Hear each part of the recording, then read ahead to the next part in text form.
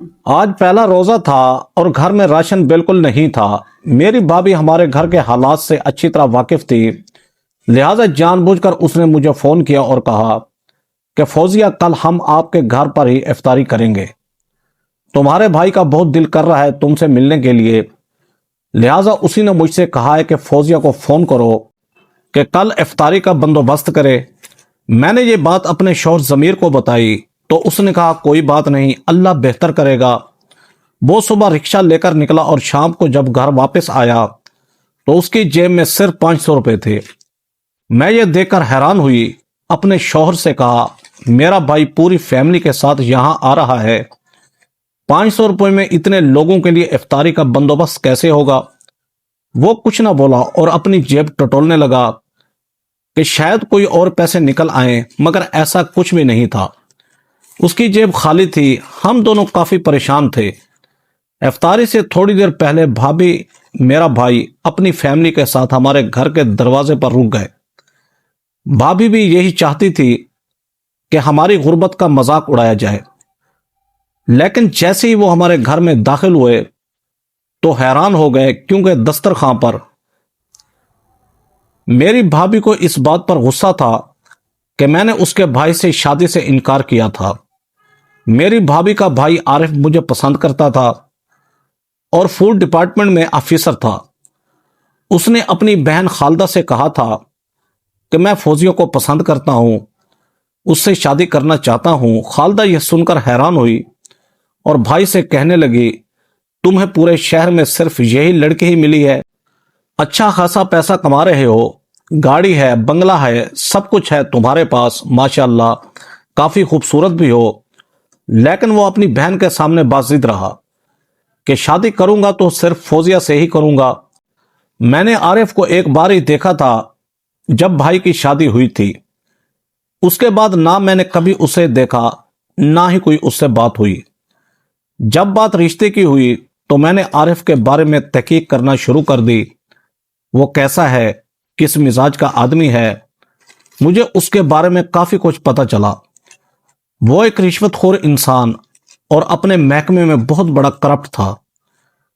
عارف کے بارے میں مشہور تھا کہ اس نے کبھی اپنی تنخواہ بینک سے نہیں نکلوائی تھی۔ رشوت اور 2 نمبر طریقے سے اس کے پاس اتنا پیسہ جمع ہو جاتا تھا کہ اسے تنخواہ کی کوئی ضرورت ہی نہیں پڑتی تھی۔ میں ایک ایسے شخص سے کیسے شادی کر سکتی تھی؟ میرے بھائی نے بھی مجھ سے پوچھا تھا تو میں نے اپنے بھائی سے کہا کہ آپ اس گھر کے سربراہ ہیں، آخری فیصلہ آپ کا ہی ہوگا، آپ کے ہی ہاتھ میں ہے۔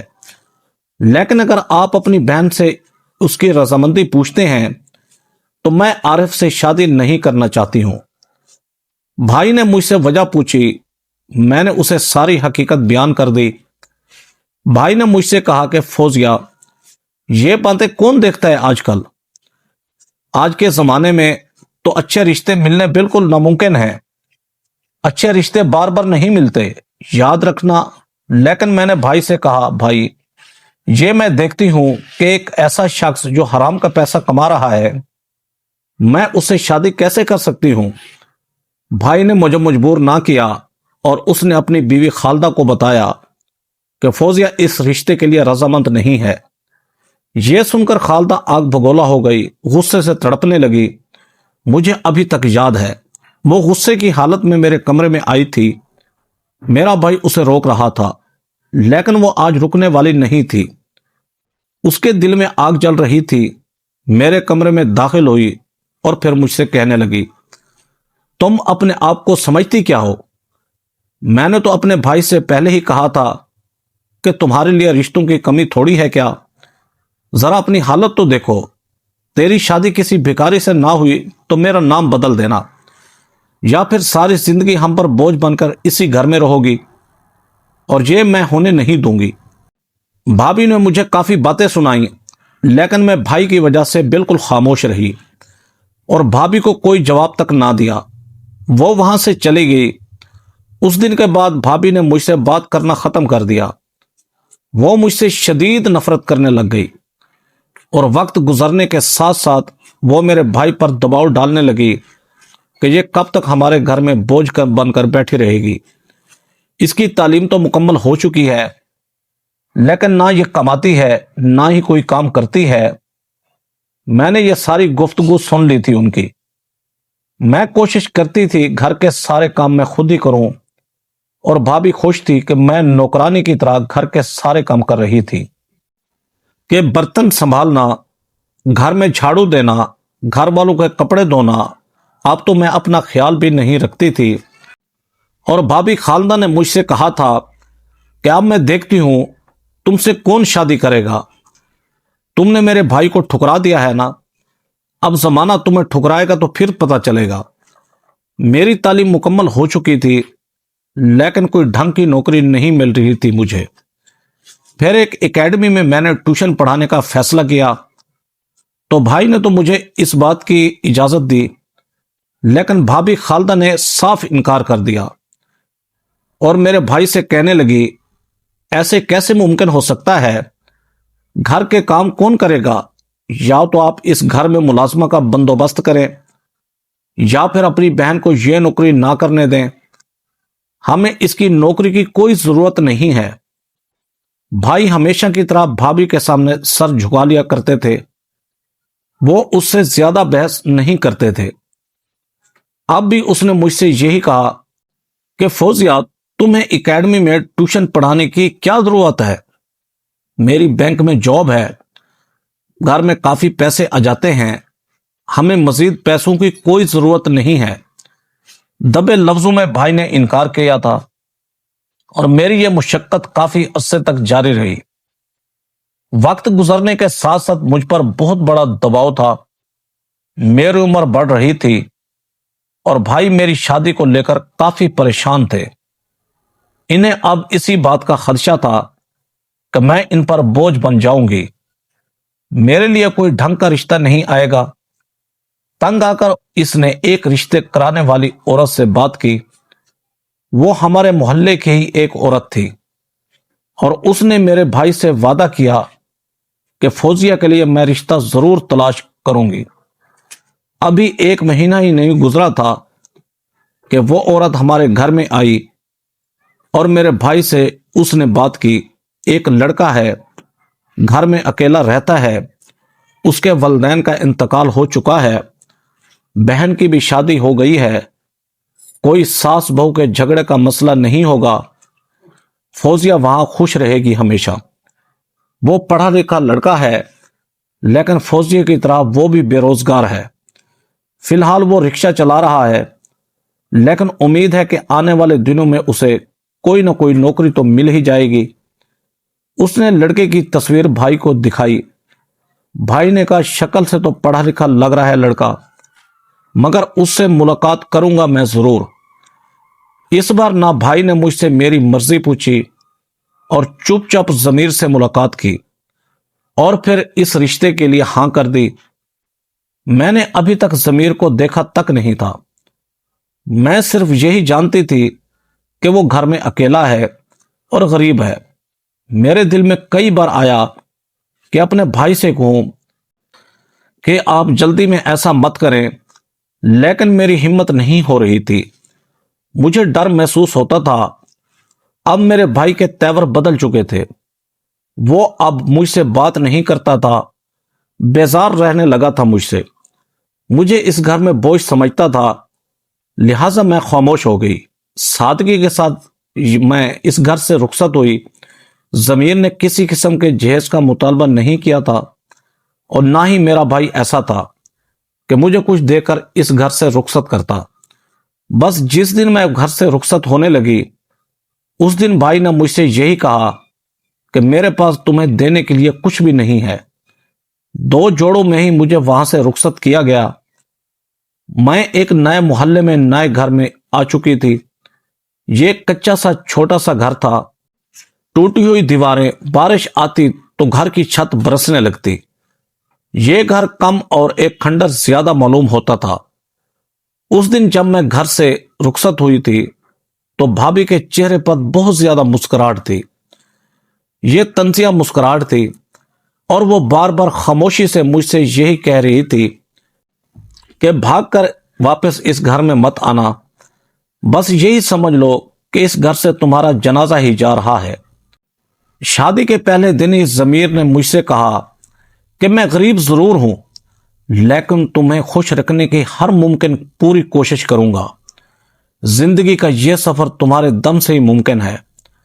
अगर तुम मेरा साथ दोगी तो हमारे हालात भी बदल जाएंगे। वो सुबह रिक्शा लेकर निकलता और शाम को घर वापस आता, लेकिन इस काम में वो नया था। इसने कभी रिक्शा नहीं चलाया था। पहले तो वो अपनी डिग्रियां लेकर मुख्तलिफ कंपनियों के चक्कर लगाता, नौकरी के लिए धक्के खाता रहा, लेकिन इसे कामयाबी ना हो सकी।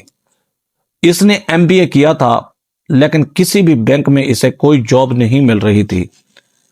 फिर तंग आकर किस्तों पर इसने एक रिक्शा खरीद लिया था और पिछले 2 महीनों से वो रिक्शा ही चला रहा था। इससे ज्यादा तजर्बा नहीं था कहां पर सवारियां ज्यादा हैं।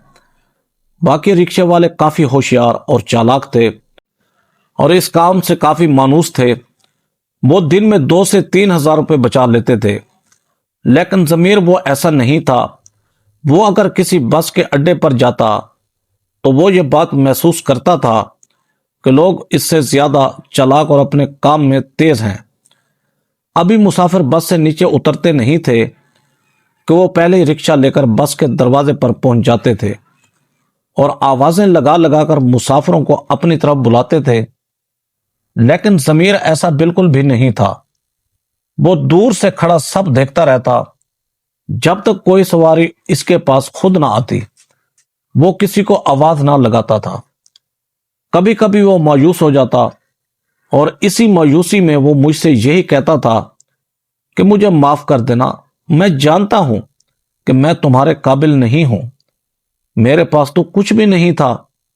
तुम खूबसूरत हो, तालीम में भी मुझसे कम नहीं हो, लेकिन फिर भी तुम्हारा नसीब मुझसे जुड़ा है। मैं अपने शौहर को हर मुमकिन तसल्ली देती कि सब ठीक हो जाएगा, अल्लाह बेहतर करेगा, मैं तुमसे राजी हूं।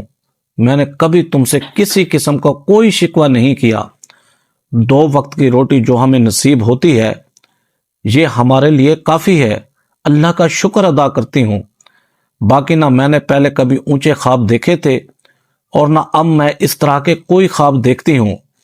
अपनी तरफ से तो मैंने जमीर को मुतमिन कर दिया था, लेकिन फिर भी वो मेरे सामने हमेशा एहसास कमतरी का शिकार रहता था और दिल ही दिल में यही सोचता था कि मैं अपनी बीवी को खुश नहीं रख पाता, या इससे ये भी खदशात थे कि शायद मेरी बीवी मुझे छोड़कर चली जाएगी एक दिन और मैं दोबारा इस घर में तन्हा रहने लगूंगा। जमीर ने कुछ पैसे बचाकर एक दिन मुझसे कहा कि आओ शॉपिंग के लिए चलते हैं। मैं इसके साथ शॉपिंग के लिए बाजार गई। इसने मुझे एक सादा सा जोड़ा खरीद कर दिया। कुछ चूड़ियां खरीदी जितनी इसकी हैसियत थी। इसने छोटी मोटी मुझे शॉपिंग कराई और फिर इसके बाद मुझे रिक्शे में बिठाया और कहा कि मैं अभी आ रहा हूं, यहां मेरा इंतजार करना। मैं रिक्शे में ही बैठी थी। मैं अपने शौहर का इंतजार कर रही थी कि एक बड़ी सी गाड़ी में आरिफ मेरे सामने आया। उसने शीशा नीचे किया, काला चश्मा उतारा और फिर मेरी तरफ देखकर मुस्कुराने लगा। फिर कहने लगा, अगर मैं गलत नहीं तो तुम फौजिया हो ना? ये तुम्हें क्या हो गया है? जरा अपनी हालत तो देखो। मैंने उसे कोई जवाब ना दिया और इस भरे बाजार में मैं किसी किस्म का तमाशा नहीं चाहती थी, लेकिन वो बार बार मुझ पर तंज कर रहा था।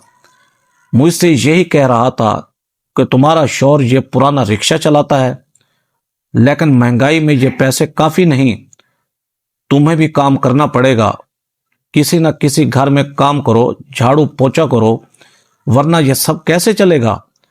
मेरे दिल में आया कि मैं अपना चप्पल उतारूं और इसके मुंह पर मारूं, लेकिन मैं ऐसा नहीं कर सकती थी। वो ऐसे ही बातें कर करके वहां से चला गया, लेकिन मैं रोने लगी। जब जमीर वापस आया तो इसने देखा कि मैं रो रही हूं। वो मुझसे पूछने लगा, क्या हुआ है तुम्हें, मुझे बताओ तो सही।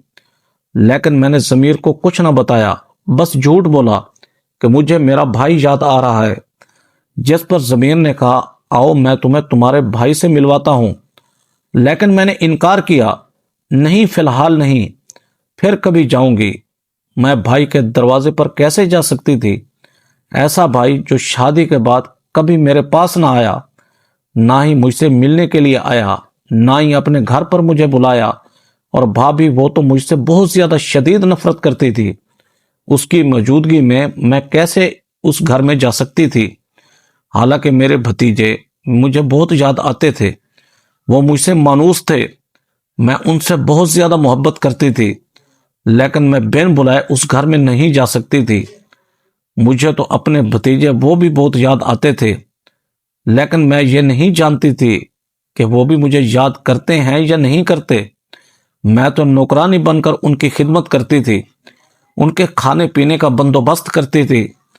भाभी तो अपने बच्चों के ज्यादा करीब तक नहीं जाती थी, ये तो मेरी ही जिम्मेदारी थी। खैर, मैं ज़हनी तौर पर इन हालात के लिए तैयार थी। सिर्फ आरिफ ने ही मुझे नीचा दिखाने की कोशिश नहीं की थी, बल्कि एक बार खालदा भी, उसे भी मेरा सामना हुआ था। वो जानबूझकर हमारे मोहल्ले में आई थी और फिर बिन बुलाए वो हमारे घर में दाखिल हुई।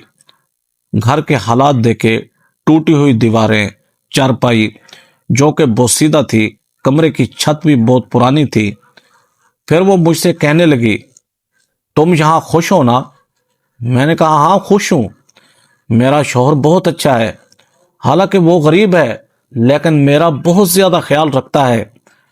फिर वो मुस्कुराकर कहने लगी, ठीक है, मैं देखती हूँ तुम कितने दिन मजीद इस घर में रह पाओगी और इन हालात का मुकाबला कर सकोगी। मैंने भाभी से कहा कि भाभी, मेरा आप लोगों से कोई मुकाबला नहीं है, आप ऐसी बातें क्यों करती हैं? मैंने ये कभी नहीं कहा कि आपका भाई कोई बुरा इंसान है। बस उसके बारे में जो मुझे कुछ पता चला, मैं दिली तौर पर उस रिश्ते के लिए मुतमिन नहीं थी।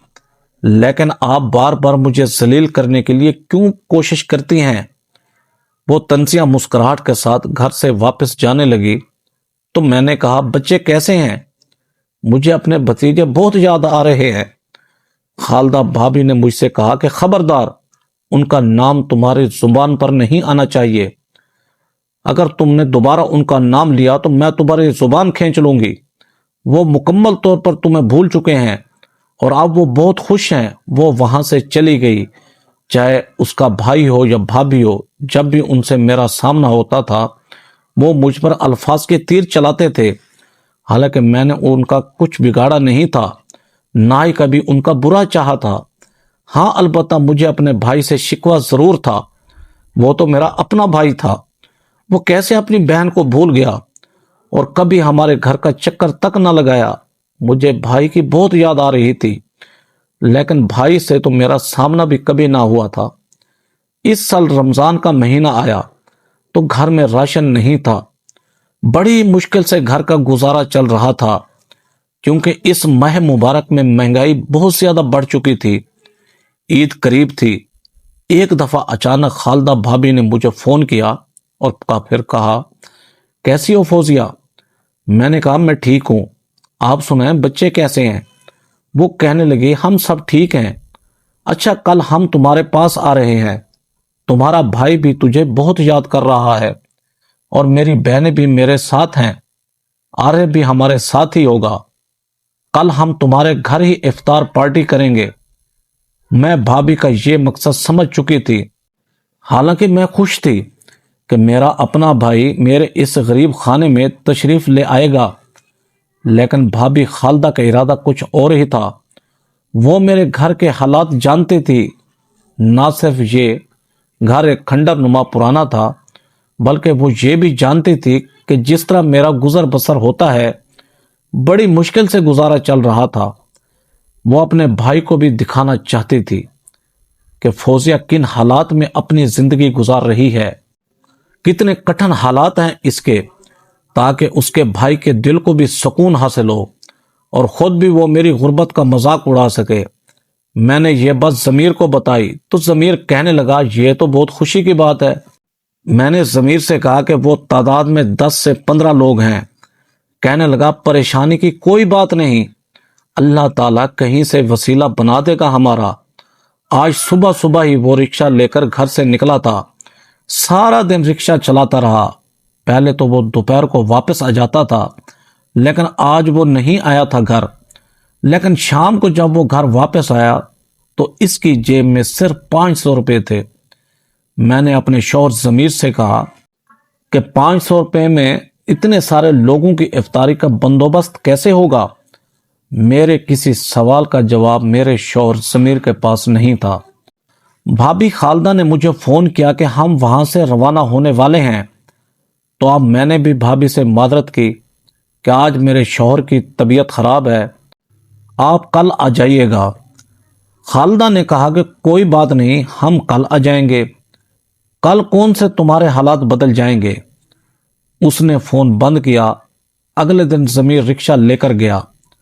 وہ ایک گاڑیوں کی ورکشاپ کے سامنے گزرا تو ایک آدمی جو کہ سوٹڈ بوٹڈ تھا، ہاتھ میں بیگ لیے کھڑا تھا، اس نے ضمیر کے سامنے ہاتھ کھڑا کیا۔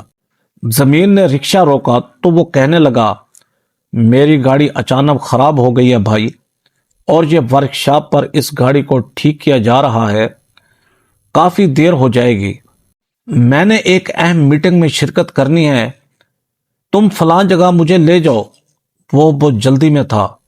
ضمیر نے اسے اپنے رکشے پر بٹھایا اور ایک بڑی سی عمارت کے سامنے رکشہ روکا۔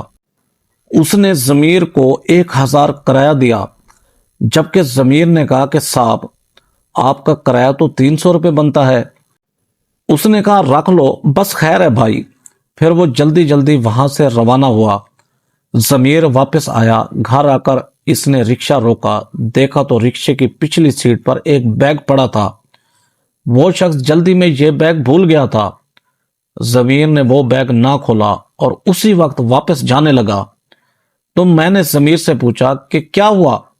وہ کہنے لگا یہ ایک صاحب کا بیگ ہے، وہ جلدی میں یہ بیگ بھول گئے رکشے میں، شاید یہ بیگ ان کے لیے بہت ضروری ہو، میں واپس جا رہا ہوں۔ ضمیر واپس چلا گیا۔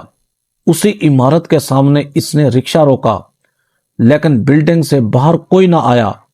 وہ چپ چاپ وہاں کھڑا رہا، حتیٰ کہ شام ہو گئی، روزہ افطار کرنے کا وقت ہو چکا تھا۔ اس کے پاس افطار کرنے کے لیے کچھ بھی نہیں تھا۔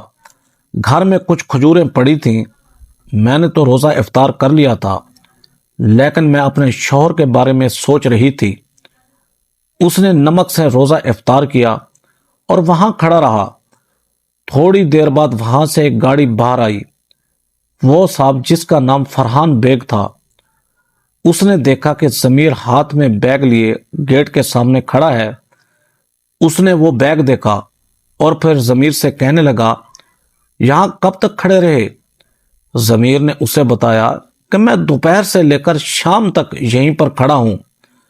اس نے ضمیر کو گلے سے لگایا، 5,000 5,000 کے کچھ نوٹ اس کے حوالے کیے۔ ضمیر نے وہ پیسے لینے سے صاف انکار کر دیا، تو اس نے کہا کہ یہ بڑا بھائی تمہیں دے رہا ہے، یہ پیسے رکھ لو۔ وہ تقریباً 50,000 روپے تھے، اور پھر کہنے لگا یہ کارڈ ہے، کل اسی جگہ پر آنا اور کارڈ پر لکھے ہوئے نمبر پر مجھے کال ضرور کرنا۔ یہ سن کر ضمیر بہت خوش ہوا۔ آج بھابھی اور بھائی نے افطاری کے لیے آنا تھا۔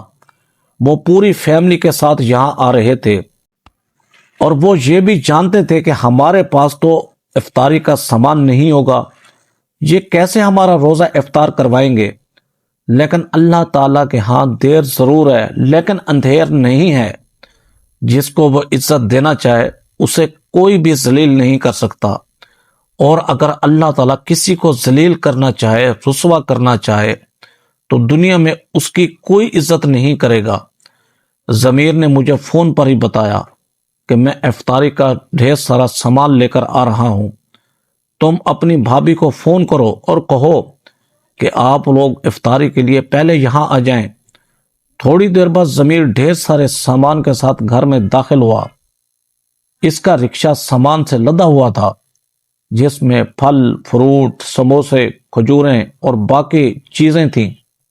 افطاری کے وقت میرا بھائی اور بھابھی ایک بڑی سی گاڑی میں وہاں آئے تھے۔ ہمارے گھر کے دروازے پر دستک دی تو میں نے دروازہ کھولا۔ وہ جیسے ہی گھر میں داخل ہوئے تو ان کی آنکھیں پھٹی کی پھٹی رہ گئیں، کیونکہ دسترخوان پر ہر ایک چیز بڑی ہی ترتیب کے ساتھ رکھی ہوئی تھی، کسی چیز کی کوئی کمی نہیں تھی۔ اللہ تعالیٰ نے میری اور میرے شوہر کی عزت رکھ لی اور ہمیں سرخرو کیا۔ سب نے پیٹ بھر کے کھانا کھایا اور جس مقصد کے لیے وہ آئے تھے وہ مقصد پورا نہ ہو سکا، وہ شرمندہ ہو گئے۔ اگلے دن ضمیر اسی آفس کے سامنے گیا۔ وہ فرحان بیگ تھے جو ایک سافٹ ویئر کمپنی کے سی او تھے۔ اس نے میرے شوہر ضمیر کو جاب پر رکھ لیا۔ ابتدائی تنخواہ 60,000 روپے تھی، جو کہ 6 مہینے بعد ڈبل ہو گئی۔ آج میرا شوہر پروموشن کر کے ایک ٹیم کو لیڈ کر رہا ہے، ان کا منیجر بن چکا ہے۔ کمپنی کی طرف سے ہمیں ایک نیا گھر ملا ہے اور ایک نئی گاڑی بھی ملی ہے۔ بھابھی جو ہماری غربت کا مذاق اڑاتی تھی، ہنستی تھی، کہکہے لگاتی تھی، وہ اب خاموش ہے، اور اس کا بھائی عارف جس پر اسے بہت ناز تھا وہ کرپشن کی وجہ سے پکڑا گیا ہے اور ابھی تک جیل کی سلاخوں کے پیچھے ہے۔ جس لڑکی سے اس کی شادی ہوئی تھی وہ بھی اسے چھوڑ کر چلی گئی ہے۔ سچ ہے کہ دوستو، جو انسان اللہ تعالیٰ پر توکل رکھتا ہے اللہ تعالیٰ اس کی مدد ضرور کرتے ہیں۔ دوستو، کمنٹ باکس میں اپنی رائے کا ضرور اظہار کیجیے گا کہ یہ سٹوری آپ کو کیسی لگی۔ ایسی سبق و سٹوری دیکھنے کے لیے ویڈیو کو لائک کریں، ہمارے چینل شوکت وائس کو سبسکرائب کر کے بیل آئیکن کو دبا کر آل پر کلک کر دیں تاکہ آپ کو ہر آنے والی نیو ویڈیو کا نوٹیفیکیشن سب سے پہلے ملے۔ Thanks for watching. اللہ حافظ۔